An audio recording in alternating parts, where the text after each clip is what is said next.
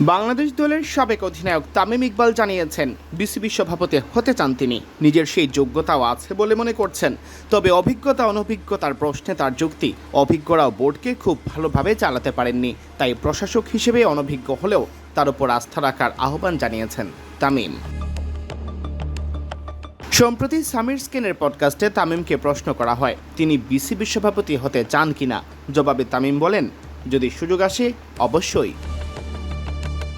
এ সময় বিসিবির সভাপতি হওয়ার যোগ্যতা আছে কিনা জানতে চাইলে তিনি বলেন, আমি মনে করি আছে, অবশ্যই মনে করি। তবে সাবেক ক্রিকেটারদের প্রশাসকের শীর্ষ ভূমিকায় আসার আগে দেখা যায় আরও নানাভাবে ক্রিকেট প্রশাসনে যুক্ত থাকতে। তামিম সেই যাত্রায় ব্যতিক্রম হতে চাচ্ছেন। তিনি মনে করেন সংগঠক হিসেবে তার সামর্থ্য আর কাজের সদিচ্ছার কারণেই তার অভিজ্ঞতা এতটা গুরুত্বপূর্ণ নয়।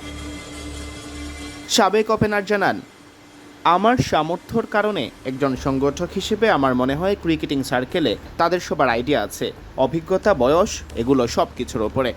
এখানে ইন্টেনশন সবচেয়ে জরুরি ব্যাপার। এ সময় বিসিবি কর্তাদের যারা অভিজ্ঞ ছিলেন তাদের দিকে আঙুল তোলেন তামিম। আহ্বান জানান একবার তার ওপর আস্থা রাখতে।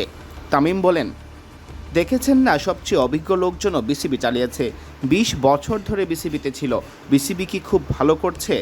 এতদিন তো করলেন বিশ্বাস অভিজ্ঞদের ওপর, এবার বিশ্বাস করেন আমার মতো অনভিজ্ঞদের ওপর।